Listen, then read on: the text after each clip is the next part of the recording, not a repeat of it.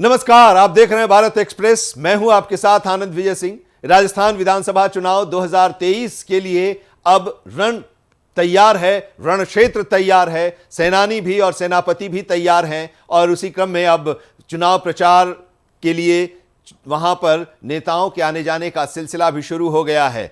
Ticket को लेकर जो अभी आशंकाएं थीं वो भी खत्म हो गई। दोनों पार्टियों ने अपने उम्मीदवार तय कर दिए हैं और अब पूरी तरह से दोनों प्रमुख पार्टी, भारतीय जनता पार्टी और सत्ता में जो कांग्रेस पार्टी है, वो दोनों अब पूरे चुनाव के लिए अपने नेताओं और अपने पार्टी के वरिष्ठ नेताओं के साथ, कार्यकर्ताओं के साथ चुनाव के मैदान में उतर चुकी है और अपने उम्मीदवारों को जिताने के लिए अपील की जा रही है। सरकार अशोक गहलोत की है। अशोक गहलोत अपने 5 साल के तमाम जो उपलब्धियां हैं उसको गिना रहे हैं और भारतीय जनता पार्टी केंद्र की उपलब्धियों को गिना रही है और अशोक गहलोत की सरकार की नाकामियों को गिना रही है। बहरहाल, राजस्थान विधानसभा चुनाव 2024 को लेकर पार्टियों द्वारा प्रत्याशित घोषित करने के बाद कहीं कांग्रेस और बीजेपी में सीधी टक्कर देखने को मिल रही है तो कहीं मुकाबला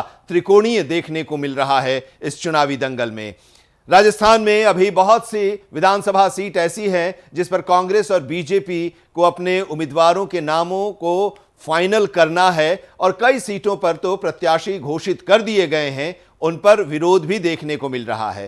कई विधानसभा सीटों पर बागी खेल बिगाड़ रहे हैं तो कई ऐसे विधानसभा सीट हैं जिस पर बीएसपी, आजाद समाज पार्टी के प्रत्याशियों ने मुकाबला त्रिकोणीय बना दिया है। धौलपुर विधानसभा सीट की अगर हम बात करें तो इस सीट पर भारतीय जनता पार्टी ने डॉक्टर शिवचरण सिंह कुशवाहा को अपना उम्मीदवार बनाया है तो कांग्रेस ने विधायक शोभा रानी कुशवाहा को टिकट देकर मैदान में उतारा है। डॉक्टर शिवचरण सिंह कुशवाहा और शोभा रानी कुशवाहा का आपस में जीजा और साली का रिश्ता है। वर्ष 2018 के चुनाव में भी दोनों जीजा साली एक दूसरे के आमने सामने चुनाव मैदान में थे, जिसमें साली शोभा रानी कुशवाहा की जीत हुई थी और जीजा डॉक्टर शिवचरण सिंह हार गए थे।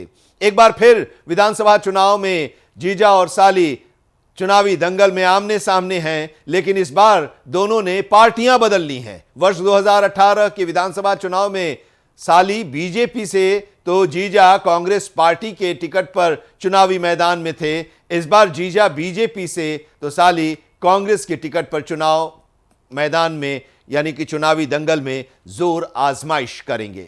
धौलपुर विधानसभा सीट पर बीजेपी के डॉक्टर शिवचरण सिंह कुशवाहा और कांग्रेस की शोभा रानी कुशवाहा के साथ ही बहुजन समाज पार्टी ने भारतीय जनता पार्टी से धौलपुर नगर परिषद के सभापति रहे रितेश शर्मा को टिकट देकर विधानसभा के चुनावी मुकाबले को त्रिकोणीय बना दिया है। रितेश शर्मा बीजेपी के सभापति रहे हैं और कांग्रेस सरकार में मंत्री रहे बनवारी लाल शर्मा के भतीजे हैं।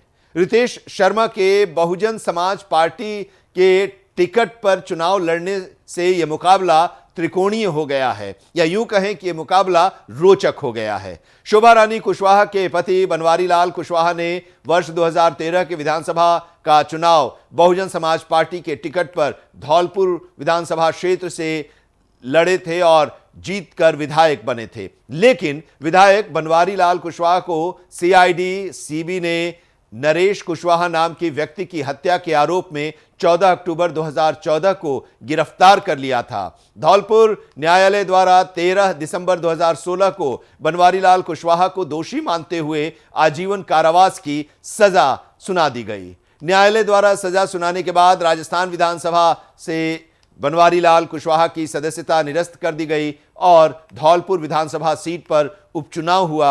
उपचुनाव में भारतीय जनता पार्टी ने शोभा रानी कुशवाहा को अपना प्रत्याशी बनाकर उपचुनाव में मैदान में उतारा और शोभा रानी कुशवाहा ने लगभग 40,000 वोटों से जीत दर्ज की।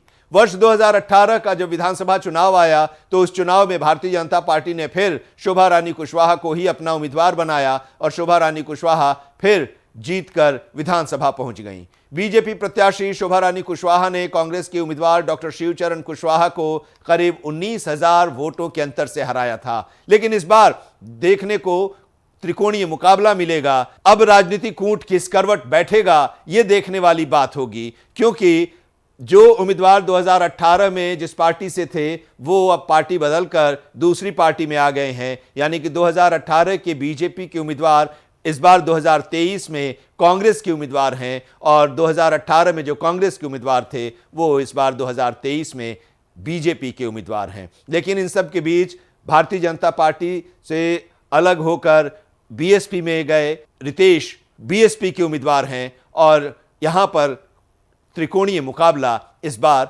देखने को मिल रहा है। तो चुनाव से जुड़ी तमाम खबरों को देखने के लिए आप देखते रहिए भारत एक्सप्रेस। नमस्कार।